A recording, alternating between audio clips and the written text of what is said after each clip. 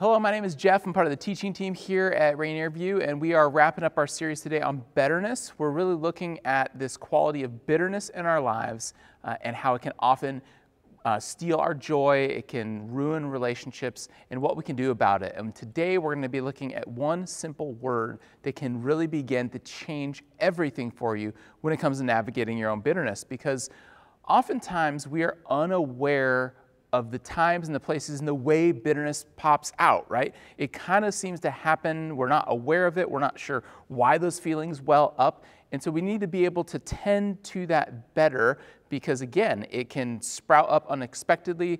It can steal your joy. It can harm your relationships. And so that's why we've been in this series. And so what we want is for you to experience freedom from that.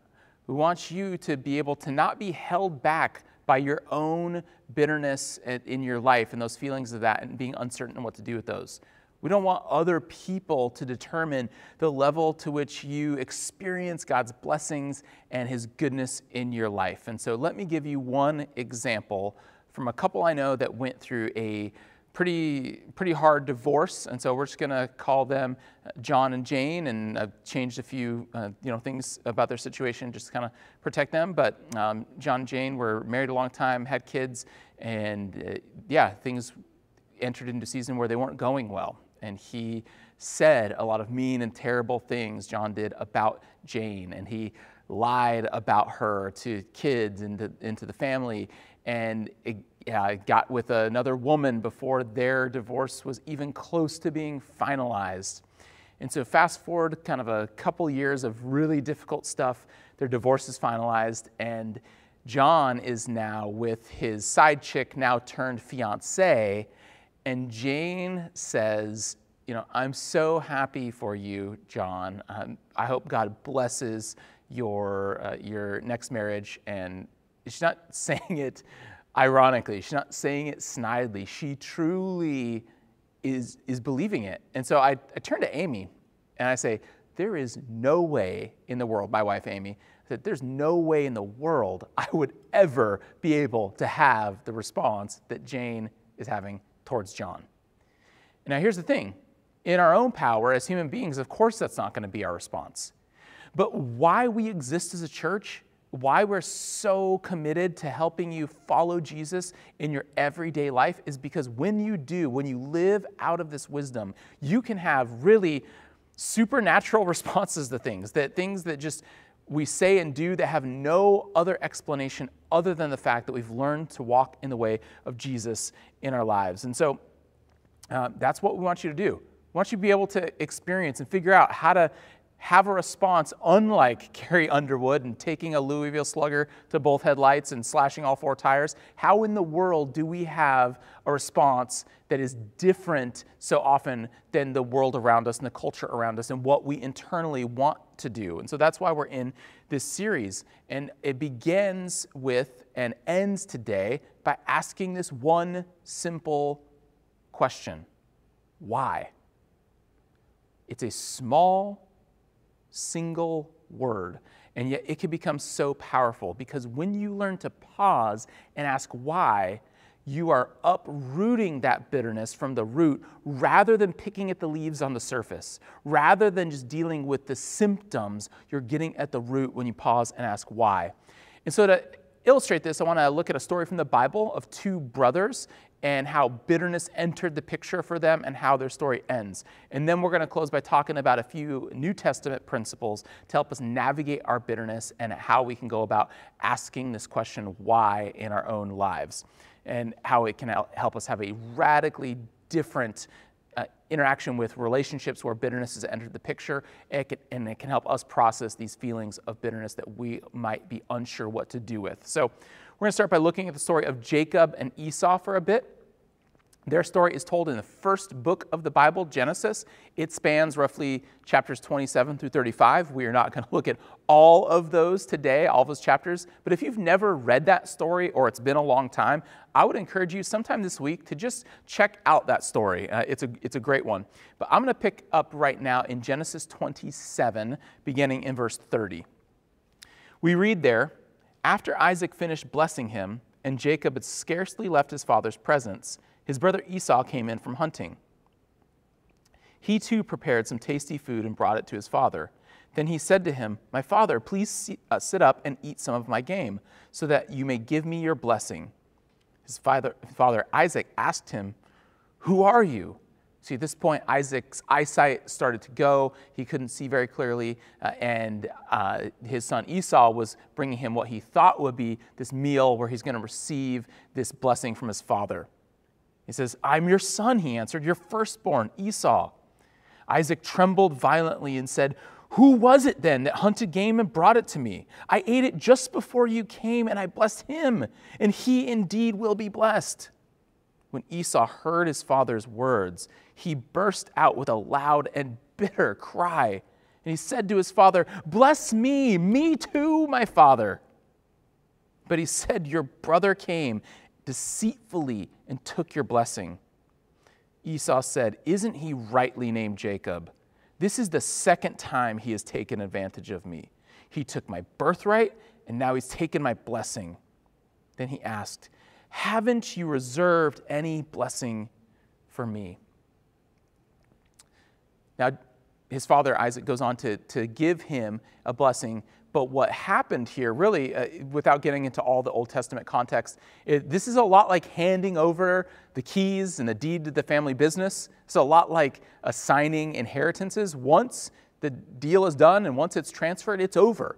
Right? This blessing has been transferred to Jacob. Now, Jacob got it by scheming and deception, but he gets it because Esau undervalues it most of his life. This blessing that he had heard that had been given to his grandfather Abraham, like Grandpa Abe, right? He had heard about it. It wasn't like he was unaware. He just simply didn't value it. Maybe he thought it was a fairy tale. Maybe he thought it was just something that his crazy grandpa talked about all the time. But prior to these moments, it wasn't something that was on his radar. But now this bitterness begins to well up and sprout in Esau's life, just like those Pacific Northwest giant wildflower things that grow in the summer that those of you who are regulars here know I despise. I don't like them. They make me sneeze like crazy. The big puffball ones. Anyways, that's just the bitterness is sprouting up just like that in Esau's life. And we see this in Genesis 27, verse 41. It says, Esau held a grudge against Jacob because of the blessing his father had given him. He said to himself, "The days of mourning for my father are near. Then I will kill my brother Jacob." And so Jacob does what any younger, scrawnier brother would do when he ticks off his much stronger, bigger, older brother. He runs. But he takes it to a whole nother level. He runs completely across the region, days and days away, to live with his uncle Laban, and he lives there for over 14 years. He lives away from his brother Esau. He is very scared. Now, Jacob's time with his uncle Laban is a whole nother story that you can read in Genesis of love, deception, and lots of very, very different ideas about what marriage could be. Just, I'm going to sum it up. Too long didn't read. Polyamorous is not that glamorous, and it is definitely not part of God's design for marriage and his intention. But for our story today, we're really concerned with all this time that has elapsed and what Jacob is going to encounter when he returns to his brother Esau. What bitterness, what will have grown into there? And so he fears for his life. So what Jacob does is he sends his brother Esau more than a few missed birthday presents his way. He sends this procession of hundreds and hundreds of cows, goats, camels, all this livestock that would have amounted to hundreds of thousands of dollars worth of livestock if somebody has a conversion rate for ancient livestock to dollars today. It probably exists somewhere, but it is an insane train of presents that he's sending Esau's way. So Esau must have been one really big, kind of scary dude. And then what Jacob does is he sends his wives and children ahead of him, sort of like a human shield. Jacob is really hard to root for at this point in the story, but let's see how Esau receives him. Genesis 33, pick him up at the beginning of that chapter. Jacob looked up, and there was Esau coming with his 400 men. So he divided the children among Leah, Rachel, and the two female servants. He put the female servants and their children in front, Leah and her children next, Rachel and Joseph in the rear. He himself went on ahead and bowed to the ground 7 times as he approached his brother. But Esau ran to meet Jacob and embraced him. He threw his arms around his neck and kissed him, and they wept. See, Esau doesn't act out the pattern that another pair of brothers in their family tree, Cain and Abel, do. This story doesn't end with one brother murdering another. Esau was able to deal with the grudge that he was bearing at one point in time against Jacob, and that somehow, we don't necessarily know how, the details of that aren't included in this account, but Esau deals with that bitterness, and that uprooted bitterness leads to this beautiful moment of this family reunion. Look with me in Genesis 35, verse 29. We read, "Then he, Isaac, breathed his last, and died and was gathered to his people, old and full of years. And his sons Esau and Jacob buried him." And this is such a beautiful story. It's such a great reminder that no matter what has happened in our relationships, that there's always the chance to uproot that bitterness, and we can lead to restored relationships. But many people will go on years or decades and even miss out on the chance for relationships to be restored and reconciled and repaired. And so we can see from this story that it is worth it to do the work to uproot that bitterness that might be getting in the way of our relationships with others.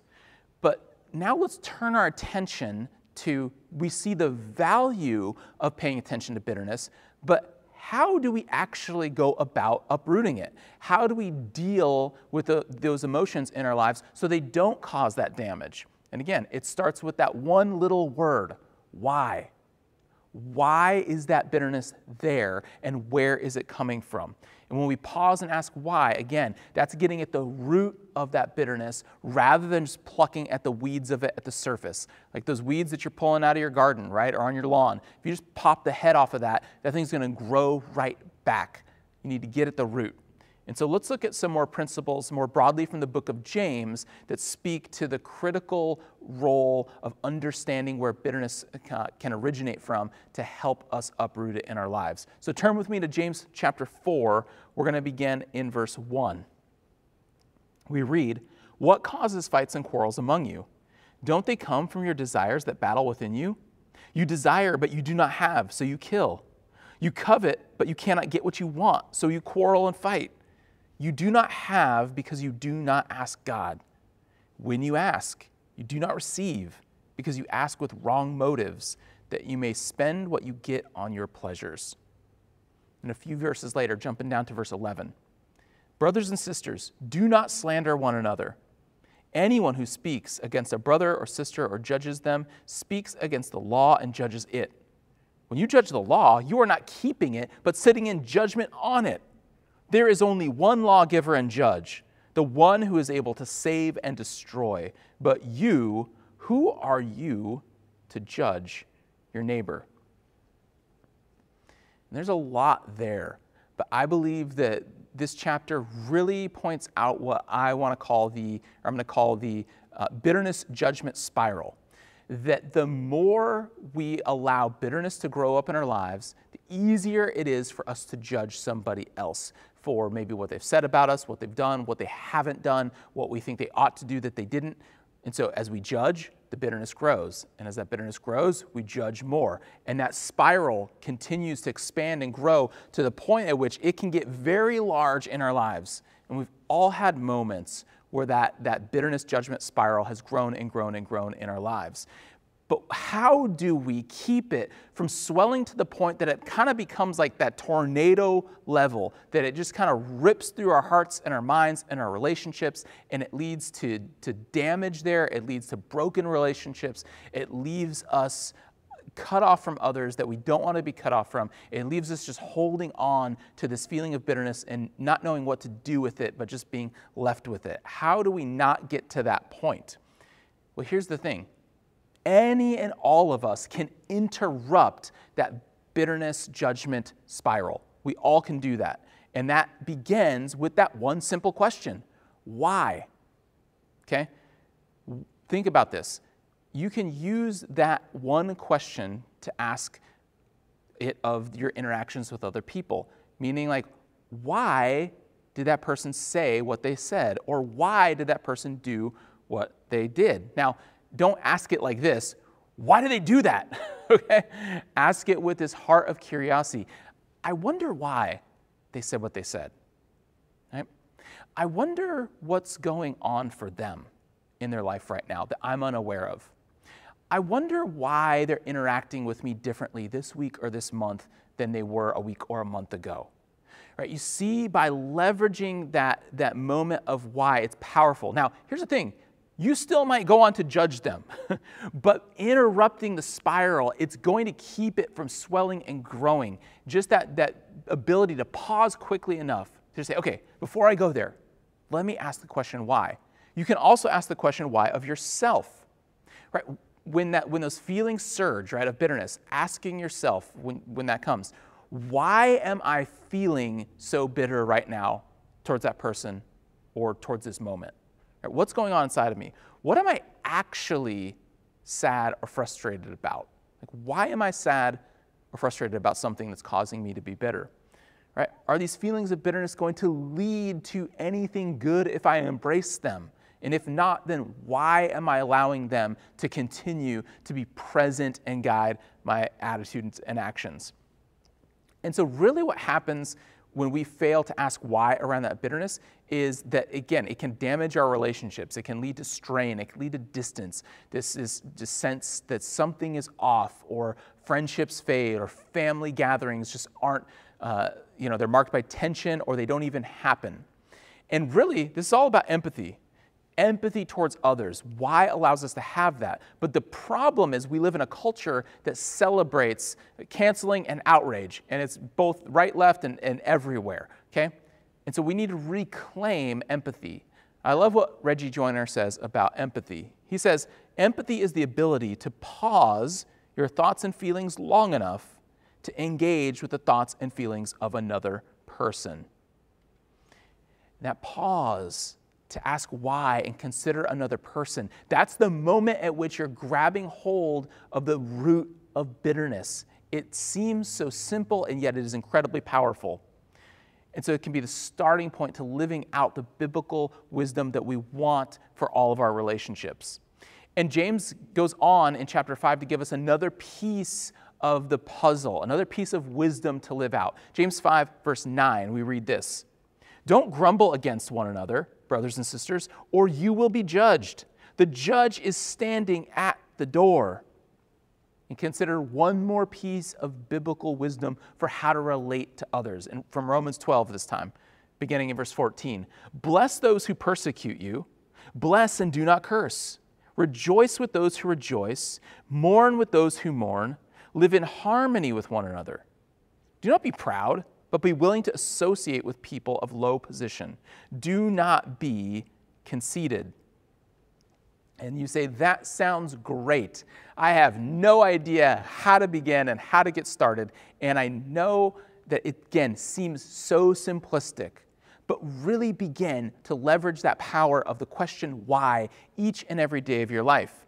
Because when you're fully present in your relationships, I believe you are able to be present enough to pause and ask that question. And when you do, that empathy is going to come flooding in, and it's going to be able to counteract and help uproot the bitterness that might be present. Because when we treat one another the way God treats us, that's the beginning of wisdom. That's the beginning of walking out our faith when it comes to relating to my neighbor, to relating to the people in my church, to relating to my family members the way that God has pursued me relationally. And so we don't have to be the judge of other people, because it clearly says in James there, right, that God is the judge who renders a fairer verdict than you or I ever could against one another. Because here's the reality. I know that, you say, well, I got family members who think they're pretty close to being God. But the reality is we can see a very small sliver of one another and what's going on. Even if we're incredibly perceptive, there's so much about each and every other person that we interact with that we don't see. But God sees all of it. We see a tiny part. God sees the whole. And so we can trust Him to be a fairer judge than we ever could be. We don't have to complain and grumble when we begin to live out these principles that we've been learning about in the series on bitterness. And so to get started, I want you to think about, or really to finish up today, I want you to think about, what are you holding on to, maybe internally with bitterness, about the way your life has gone up to this point? What hasn't gone according to plan? What's something that you have resentment or bitterness around in terms of the way things have gone and unfolded? Where are you missing seeing that something that could have been evil, God can take that moment and use it still for good? Again, using the principles in the series are going to help you see the identity that God wants you to live out of so much more clearly in the process of releasing the grip that bitterness can have on your inner life. Or thinking about, what are the relationships that you want to see improve? Okay? Whatever relationship that might be. Right? If you want a better relationship with your parents, or you want a better relationship with a child, maybe you want to have better relationships with your coworkers or your classmates. Maybe it's a sibling, a brother or sister. Maybe you want to experience a better relationship with your spouse, your boyfriend, your girlfriend. I want you to think right now, what is the one relationship that you would like to see improve? The one relationship that you know there's a weed of bitterness growing up there. You don't have to think about it. You don't have a long time. You know that it's there. What if you began leaving the series asking the question, why? I believe that it can be powerful, that God can use it in a profound way. And so would you begin that work this week of graciously, non-judgmentally asking the question why, to allow God to first and foremost work inside your own heart and your own mind.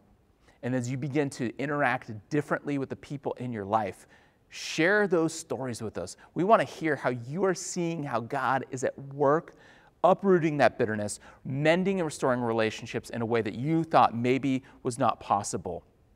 Because we can begin to unwind the bitterness judgment spiral. We can see God begin to work that backwards, because we have a God who sought us out, who sought to empathize with us. And in the person and the work of Jesus, he comes to us. And so because we have a God who's approached us like that, may we learn to walk in that pathway and treat others accordingly. Thank you so much for giving us your time and joining us. We hope to see you back here next week at Rainier View.